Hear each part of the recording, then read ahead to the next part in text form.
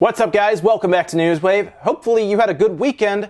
Overall, it was pretty fun here. Had a lot of fun checking out the D-brand stickers for the Nintendo Switch Joy-Cons, see if they damaged it at all. Turns out Nintendo's also revamping the internals of one of those Joy-Con controllers to make it so the connection's a little better. So overall, it was a lot of fun. Had the spawn cast and everything. It was a good time. Now, before we start today, there are some little bits of news and then an update. Of course, Shadow of the Tomb Raider did get its full cinematic trailer and everything. A lot of people got to attend a press event and even play the game, and overall it looks like it's just going to be the next Tomb Raider game, and it looked actually more violent and everything than the previous ones, although the previous ones were pretty violent. But it looked like I guess she's getting to that point of being the Tomb Raider, even though she probably should already be the Tomb Raider. But hey, there you go, and that's of course coming out later this year. We also had a look at an awesome looking Nendoroid that's coming out, the Kratos Nendoroid that you're seeing here. Tell me it doesn't look amazing. I love these Nendoroid figures, by the way, and seeing like the Kratos one is so funny. It's awesome. That's actually coming out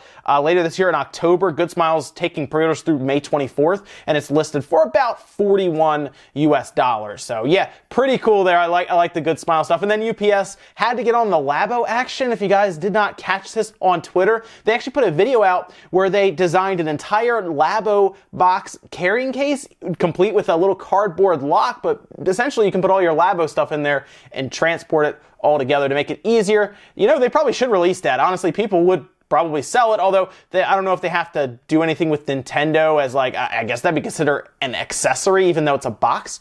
I don't know.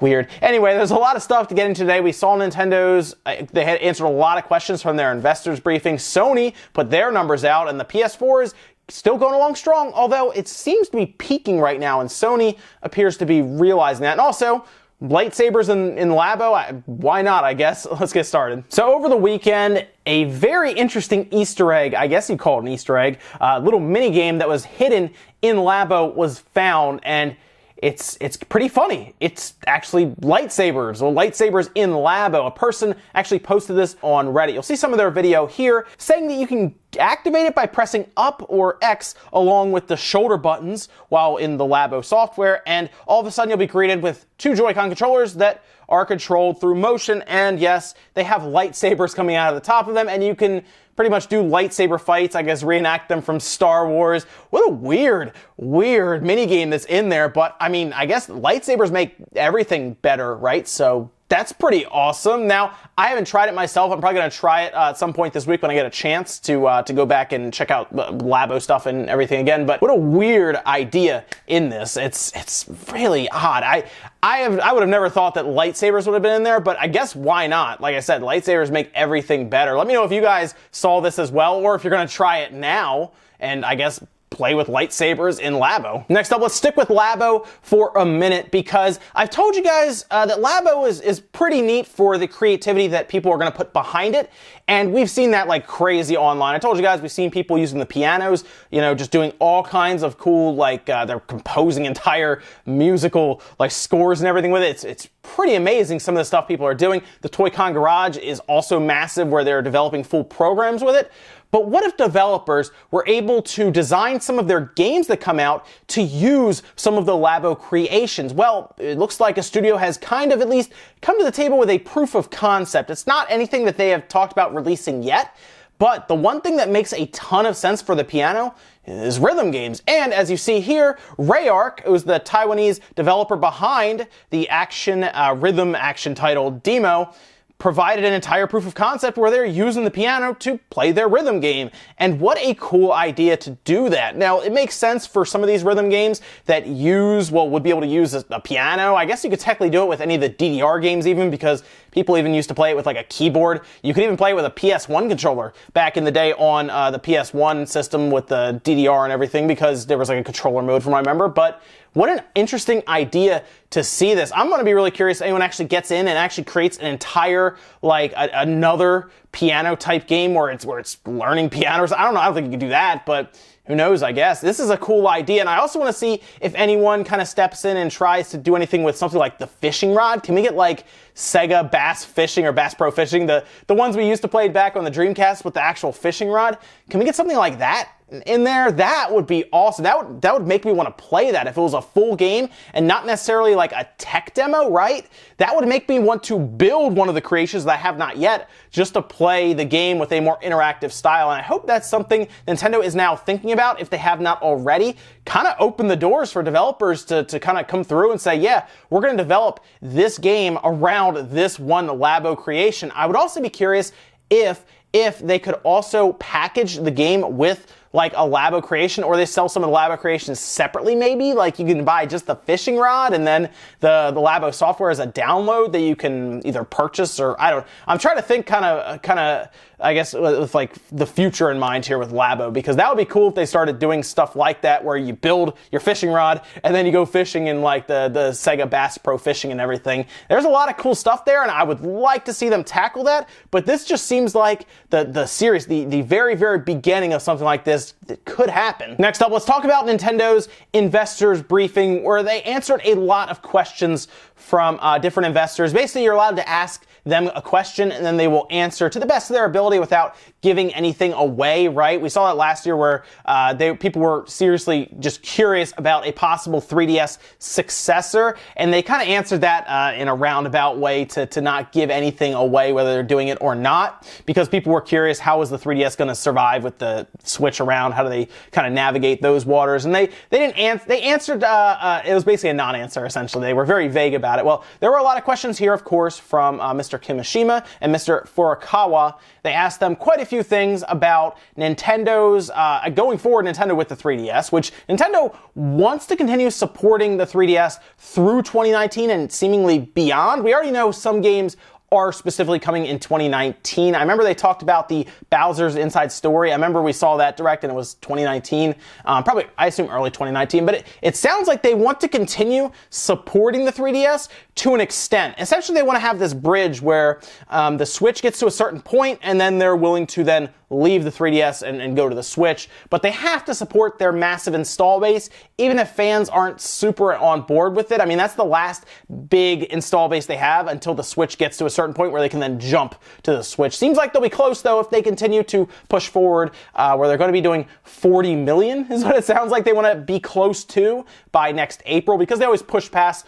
their expectations. Expectations now are 20 million. Does that mean 22 million maybe? It's hard to say, but Kimishima did say that behind the scenes, they have all of the titles kind of in place, ready to go. We don't know a lot about a lot of them apparently, but they're already in place. Basically, their roadmap is pretty much set, and they seem very confident about this 20 million Switch number, which should get people kind of thinking a bit here, some gears spinning about what do they have planned. They also talked about how technology is advancing very quickly, which we all kind of know, and they said if they find that Nintendo can partner with a tech company or a company that does technology that's highly compatible and it would work for customers, there could be an investment there, which is that's something to think about going forward. As we saw them invest with Nvidia, I wonder who else they could be considering there. Maybe someone for VR. It's hard to say, but it'd be pretty cool to see that. Their goal is to continue expanding into Asia, Middle East, and South America.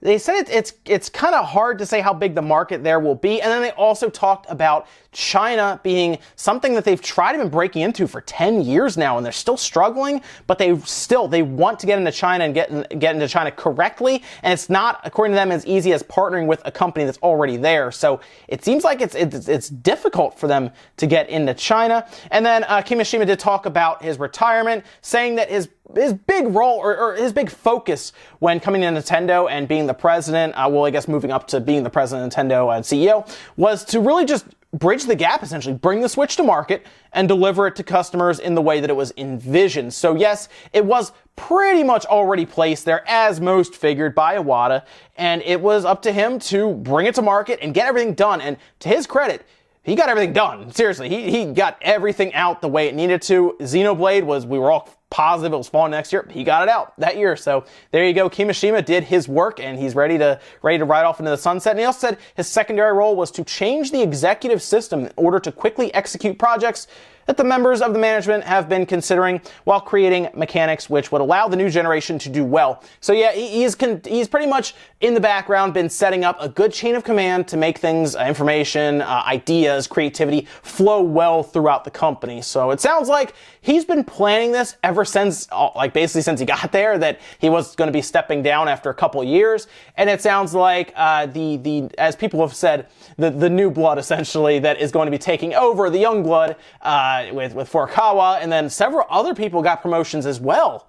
Like Koizumi and everyone, they all got promotions. So all these people are now going to be in places to run the company better with a ton of creativity. So it's going to be fascinating to watch the next 5-10 years in Nintendo and just see how they change direction and shape and mold the future. So keep an eye on it, but it sounds like they at least have been planning for it and they're ready to do it. And then our last bit of news, let's talk about Sony and the PlayStation 4, or at least the PlayStation brand. See, they also had their fiscal year, or their fiscal quarter, end March 31st, and they had a good look at all of the entire past fiscal year, and they gave us a good look at the quarter and kind of where they're going to be going in the next fiscal year that we're looking at. They gave us a full chart here, and then they talked a bit about an update on PS4 shipments. 19 million units have been sent to retailers between April 1st of 2017 and March 31st of 2018. They share a very similar, pretty much the exact same actually, fiscal year that Nintendo runs on. And this means now that the grand total is currently sitting at 79 million systems shipped. Their software sales were 246.9 million units for the full fiscal year. 32% or digital download ratio, which is that's about right. 52 million units for the quarter. So for the last quarter is 52 million units for the beginning of technically this year, but the end of their fiscal year. 43% of those were digital downloads though. And then they give us a forecast of how many PS4s they expect to sell in the fiscal year coming up, and they have a forecast of 16 million units, which does mean that they would be very close to that 100 million mark by next April. They'd be at 95 million units, but it also means that Sony is pretty much expecting a downturn for sales and shipments, as we would expect. I mean, the PS4, they've sold to a lot of people. We're talking 95 million units very rapidly. This system came out at the end of 2013, and we're talking about, by the beginning of 2019, the April of 2019, there'll have been 95 million units shipped out, and customers do a pretty good job with the sell-through rates on the PS4s. But still, 95 million units being shipped and technically sold from Sony to stores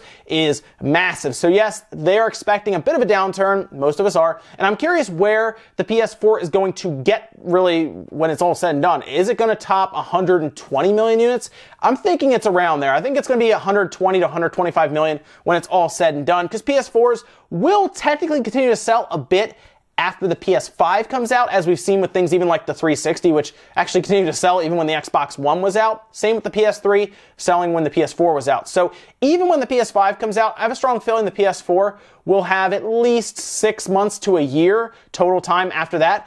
If the PS5 is backwards compatible, though, that might run into an issue there, like fully backwards compatible, because obviously PS3 games only worked on the PS3 at the time. So games like The Last of Us, which came out pretty close, honestly, towards the end of the PS3's life. You need a PS3 to play it. But man, Sony continues to roll along here with tons of sales, and them, like Nintendo, do give us all of these exact figures.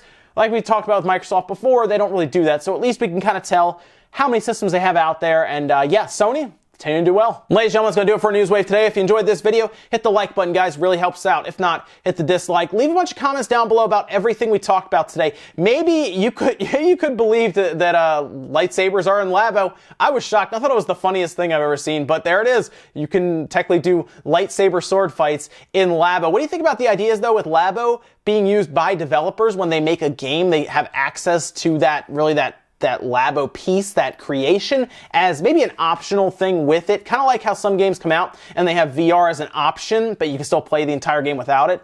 That would be cool and would add to the experience and would probably boost Labo sales.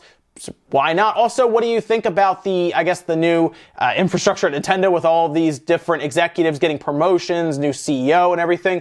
Where do you think that falls? Do you think they are ready for it? Also, what about Sony and massive sales, massive production by the PS4, but with that downturn coming that they are expecting, do you think that even they are starting to think about that PS5 at least a little bit? With more than likely it's going to go to 16 million, then they'll say, okay, now we're going to do 12 million. Do you think at that point they're like, maybe we should start introducing that PS5, 2020 or so? Thank you so much for watching, guys, and I'll see you next time.